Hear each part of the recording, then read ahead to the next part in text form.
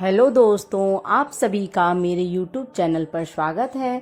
आज मैं आप लोगों को बृहस्पतिवार व्रत की कथा सुनाऊंगी। इसे ध्यान से सुनिएगा। प्राचीन समय की बात है। भारत में एक राजा राज्य करता था। वो बड़ा प्रतापी तथा दानी था। वह नित्य प्रति मंदिर में भगवत दर्शन करने जाता था। वह ब्राह्मण और गुरु की सेवा किया करता था। उसके द्वार से कोई भी याचक निराश होकर नहीं लौटता था। वह प्रत्येक गुरुवार को व्रत रखता एवं पूजन करता था। वह हर दिन गरीबों की सहायता करता था, परंतु यह सब बातें उसकी रानी को अच्छा नहीं लगता। वह न तो व्रत करती और न किसी को एक भी पैसा दान में देती। वह राजा से भी ऐसा करने को मना किया करती। एक समय की बात है कि राजा शिकार खेलने वन को चले गए। घर पर रानी और दासी थीं। उस समय गुरु बृहस्पति साधु का रूप धारण कर राजा के दरवाजे पर भिक्षा मांगने आए। साधु ने रानी से भिक्षा मांगी तो वह कहने लगी, हे साधु महाराज, मैं इस दान और पुण्य से तंग आ गई हूँ। इस कार्य के लिए तो मेरे पति देव ही बहुत हैं। अब आप ऐसी कृपा करें कि मेरा सारा धन नष्ट हो जाए तथा मैं आराम से रह सकूं। साधु रूपी बृहस्पति देव ने कहा, हे देवी, तुम बड़ी विचित्र हो। संतान और धन से कोई दुखी होता है? इसको सभी चाहते हैं। पापी भी पुत्र और धन की इच्छा करता है। अगर तुम्हारे पास धन अधिक है तो तुम भूखे मनुष्यों को भोजन कराओ, प्याऊ लगवाओ, ब्राह्मणों को दान दो, धर्मशालाएं बनवाओ, कुआं, तालाब, बावड़ी, बाग बगीचे आदि का निर्माण कराओ तथा निर्धनों की कुंवारी कन्याओं का विवाह कराओ, साथ ही यज्ञ आदि करो। इस प्रकार के कर्मों से आपके कुल का और आपका भी नाम परलोक में सार्थक होगा एवं तुम्हें भी स्वर्ग की प्राप्ति होगी। परंतु रानी साधु की इन बातों से खुश नहीं हुई। उसने कहा, हे साधु महाराज, मुझे ऐसे धन की आवश्यकता नहीं जिसको मैं अन्य लोगों को दान देती फिरूं तथा जिसको रखने और संभालने में ही मेरा सारा समय नष्ट हो जाए। साधु ने कहा, हे देवी, यदि तुम्हारी ऐसी ही इच्छा है तो मैं जैसा मैं बताता हूँ तुम वैसा ही करना। बृहस्पतिवार के दिन घर आंगन को गोबर से लीपना, अपने केशों को पीली मिट्टी से धोना, केशों को धोते समय स्नान करना, राजा से कहना वह हजामत करवाए, भोजन में मांस मदिरा खाना, कपड़े धोबी के यहाँ धुलने देना। इस प्रकार 7 बृहस्पतिवार करने से तुम्हारा सारा धन नष्ट हो जाएगा। यह कहकर साधु महाराज रूपी बृहस्पति देव अंतर्धान हो गए। रानी ने साधु के कहने के अनुसार 7 बृहस्पतिवार तक वैसा ही करने का विचार किया। साधु के बताए अनुसार कार्य करते हुए केवल 3 बृहस्पतिवार ही बीते थे कि उसकी समस्त धन संपत्ति नष्ट हो गई। भोजन के लिए दोनों समय परिवार तरसने लगा तथा सांसारिक भोगों से दुखी रहने लगा।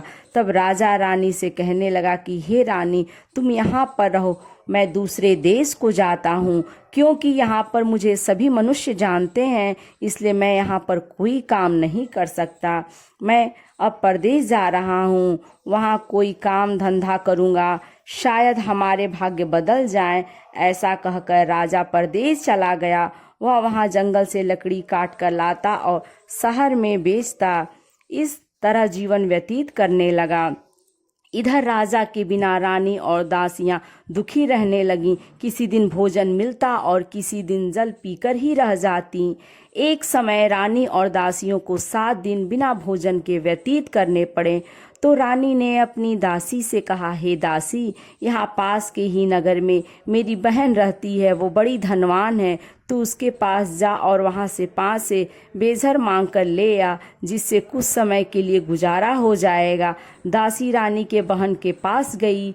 रानी की बहन उस समय पूजा पर कर रही थी। बृहस्पतिवार का दिन था। दासी ने रानी की बहन से कहा, हे रानी, मुझे आपकी बहन ने भेजा है, मुझे 5 से बेज़र दे दो। दासी ने यह बात अनेक बार कही, परंतु रानी की बहन ने कोई उत्तर नहीं दिया, क्योंकि वह उस समय बृहस्पतिवार की कथा सुन रही थी। जब दासी को रानी की बहन से कोई उत्तर नहीं मिला तो वह बहुत दुखी हुई। उसे क्रोध भी आया। वह लौटकर रानी से बोली, हे रानी, आपकी बहन बहुत ही घमंडी है, वह छोटे लोगों से बात भी नहीं करती। मैंने उससे कहा तो उसने कोई उत्तर नहीं दिया। मैं वापस चली आई। रानी बोली, हे दासी, इसमें उसका कोई दोष नहीं है। जब बुरे दिन आते हैं तब कोई सहारा नहीं देता। अच्छे बुरे का पता विपत्ति में ही लगता है। जो ईश्वर की इच्छा होगी वही होगा। यह सब हमारे भाग्य का दोष है। उधर रानी की बहन ने सोचा कि मेरी बहन की दासी आई थी, परंतु मैं उसे नहीं बोली, इसलिए वह बहुत दुखी हुई होगी। अतः कथा सुन और विष्णु भगवान का पूजन समाप्त कर वह अपनी बहन के घर आई और कहने लगी, हे बहन, मैं बृहस्पतिवार का व्रत कर रही थी। तुम्हारी दासी हमारे घर गई थी, परंतु जब तक कथा होती है तब तक हम लोग न उठते हैं और न बोलते हैं, इसलिए मैं नहीं बोली। कहो दासी क्यों आई थी? रानी बोली, बहन, हमारे घर अनाज नहीं था। वैसे तुमसे कोई बात छिपी नहीं है, इस कारण मैं दासी को तुम्हारे पास 5 सेर बेचा लेने के लिए भेजा था। रानी की बहन बोली, बहन देखो, बृहस्पति भगवान सबकी मनोकामना पूर्ण करते हैं। देखो, शायद तुम्हारे घर में भी अनाज रखा हो। यह सुनकर दासी घर के अंदर गई तो वहां उसे एक घड़ा बेजर का भरा मिल गया। उसे बड़ी हैरानी हुई, क्योंकि उसने एक एक बर्तन देख लिया था। उसने बाहर आकर रानी को बताया। दासी अपनी रानी से कहने लगी, हे रानी, देखो, वैसे हमको जब अन्न नहीं मिलता तो हम रोज ही व्रत करते हैं। अगर इनसे इस व्रत की विधि और कथा पूरी हो जाए तो उसे हम भी कर लिया करेंगे। दासी के कहने पर रानी ने अपनी बहन से बृहस्पतिवार व्रत के बारे में पूछा। उसकी बहन ने बताया, हे रानी बहन, बृहस्पतिवार को सूर्योदय से पूर्व उठकर स्नान करके बृहस्पतिवार का व्रत करना चाहिए, लेकिन उस दिन सिर नहीं धोना चाहिए। बृहस्पतिवार के व्रत चने की दाल और मुनक्के से विष्णु भगवान का किले के वृक्ष की जड़ से पूजन करें तथा दीपक जलाएं। उस दिन एक ही समय भोजन करें। भोजन पीले खाद्य पदार्थ का करें तथा कथा सुने। इस प्रकार करने से गुरु भगवान प्रसन्न होते हैं, अन्न पुत्र धन देते हैं। इस तरह व्रत और पूजन की विधि बताकर रानी की बहन अपने घर लौट गईं।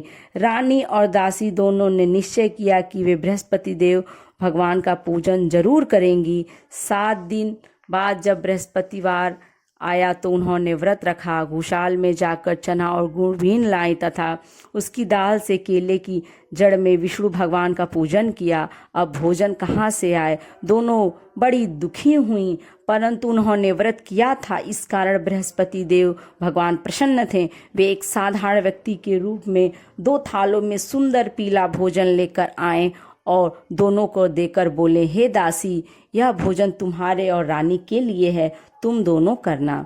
दासी भोजन पाकर बड़ी प्रसन्न हुई और रानी से बोली, रानी जी, भोजन कर लो। रानी को भोजन आने के बारे में कुछ पता नहीं था, क्योंकि वह दासी से बोली, इसलिए वह दासी से बोली, जा तू ही भोजन कर, क्योंकि तू हमारी व्यर्थ में हंसी उड़ाती है। दासी बोली, एक व्यक्ति अभी भोजन दे गया है। रानी कहने लगी, वह भोजन तेरे लिए ही दे गया है, तू ही भोजन कर।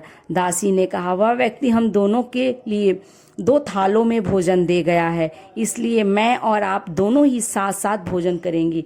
फिर दोनों ने गुरु भगवान को नमस्कार कर भोजन प्रारंभ किया। उसके बाद से वे प्रत्येक बृहस्पतिवार को गुरु भगवान का व्रत और पूजन करने लगी।